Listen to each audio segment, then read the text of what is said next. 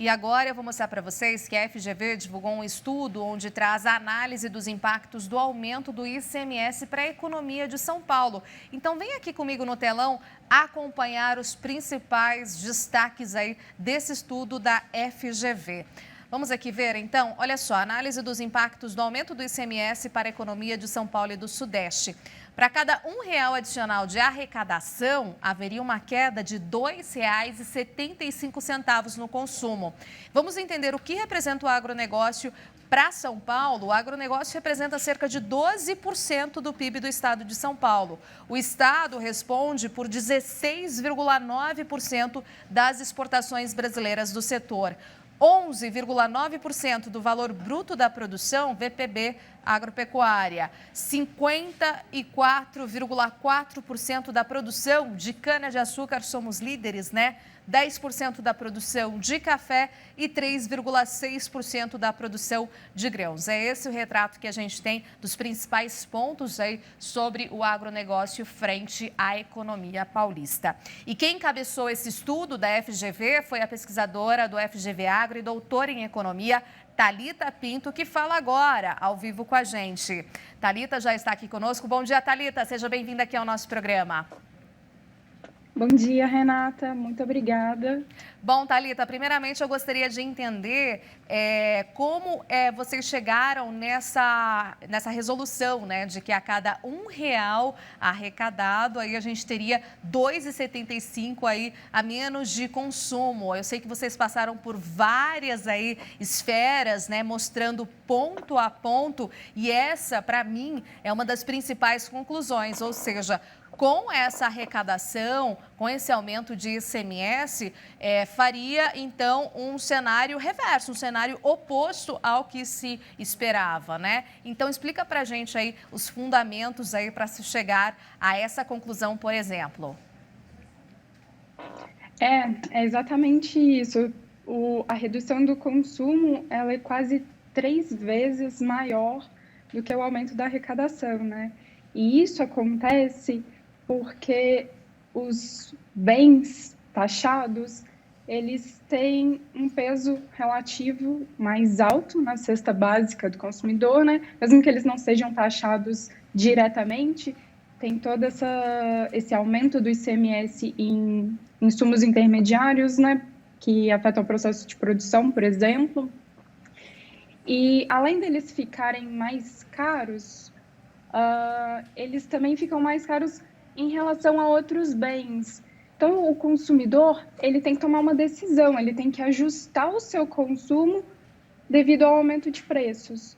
E esse ajuste de consumo, ele gera essa queda de 2,75 para cada real adicional que o governo arrecada de ICMS. E, além disso, o salário real do consumidor, ele cai, né? Como que ele cai? O consumidor ele vai continuar recebendo o mesmo salário e vai enfrentar um aumento generalizado de preços. Então, o poder de compra dele é reduzido. Exatamente. Quais outros pontos e destaques, né, que seria importante a gente ressaltar aqui nesse estudo, porque aqui a gente mostrou no telão um pouco dessa representação importante do nosso agronegócio paulista, como, por exemplo, a liderança na produção de cana-de-açúcar, a gente tem uma grande importância no café, nos HFs, né, nos hortifrutis, também ali em parte dos grãos. Inclusive, há pouco eu conversei com o secretário de Agricultura de São Paulo, Gustavo Junqueira, que nos trouxe que sim, tanto a parte dos hortifrutigranjeiros, como leite pasteurizado e energia elétrica também são setores que foram contemplados, né, ontem à noite, ali passava de 10 horas da noite quando foi anunciado, então, essa resolução. Então, a gente pode entender na avaliação também de vocês que grande parte aí do pleito do agro foi atendido? É importante essa nova resolução, né, para o agronegócio. Se eu não me engano, se não houve nenhuma atualização até agora, o diesel não foi contemplado, né?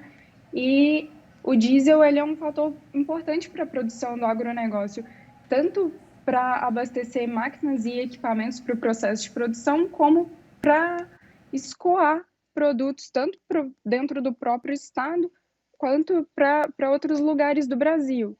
E um aumento no preço do diesel, ele impacta diretamente os preços do agronegócio e continua impactando, né, o preço final de bens do setor. Mas Essa questão do esse, diesel esse que você colocou, Thalita, foi colocado pelo secretário e realmente não está contemplado aí nessa questão. Então, esse é um ponto importante, né? Mas acho que os outros bens que já foram contemplados são uma vitória importante para o setor. Maravilha. Bom, e há sim sempre um diálogo, sempre um desdobramento, né? Esses estudos que vocês divulgam, de certa forma, ajudam e permeiam essa sustentação aí dos dados frente a uma questão tão importante, né? Porque esse PL, na verdade, já vinha transcorrendo aí desde o fim do ano passado, outubro, novembro, dezembro, agora janeiro, ou seja, a gente está uma boa parte aí, alguns meses já nessa discussão. Estudos como este da FGV Agro ajudam a dar essa sustentação do que pode vir a ocorrer com esse aumento de arrecadação, né? Porque eu acho que isso chamou com certeza muito a atenção do governo. Sim, eu acho que a gente tem que valorizar a articulação do próprio setor, né? É um setor que se uniu, é um setor que não ficou calado frente a essa nova lei, a esses decretos. E, além da união do setor, o papel do FGV Agro é corroborar com a ciência também, com os números, né? A relevância do agronegócio do estado de São Paulo é uma coisa que todo mundo já conhece. A gente mostrou quais são os números exatos disso, qual é a dimensão do agronegócio de São Paulo, tanto para a região sudeste quanto para o restante do Brasil. E a gente também tentou trazer, elucidar quais seriam os possíveis impactos caso, né, a medida fosse levada adiante. Então, eu acho que essas duas forças conjuntas, né, a união do setor e um estudo científico que apresentasse, né, números desse impacto, juntos conseguiram reverter um pouco o quadro, né, reverter esses aumentos. Com certeza, né? Porque havia sim a preocupação, a gente vem acompanhando esse caso já há muito tempo e nas últimas semanas, em especial nessa, havia muito uma preocupação, por exemplo, porque São Paulo acaba sendo um eixo aí importante, né? Uma base para outros governos aí do restante do país, ou seja, se essa medida fosse bem levada adiante, isso sim poderia acontecer em outros estados da mesma maneira de aumentar essa arrecadação e aí a gente não ver esse outro lado e que sim afeta o consumo, né? E fazia então essa conta reversa. Então, muito obrigada, Thalita, por trazer um pouco desse panorama aqui para a gente. Com certeza a gente volta a se falar em outras oportunidades. Obrigada, tenha um ótimo dia. Obrigada a você, Renata. Ótimo dia.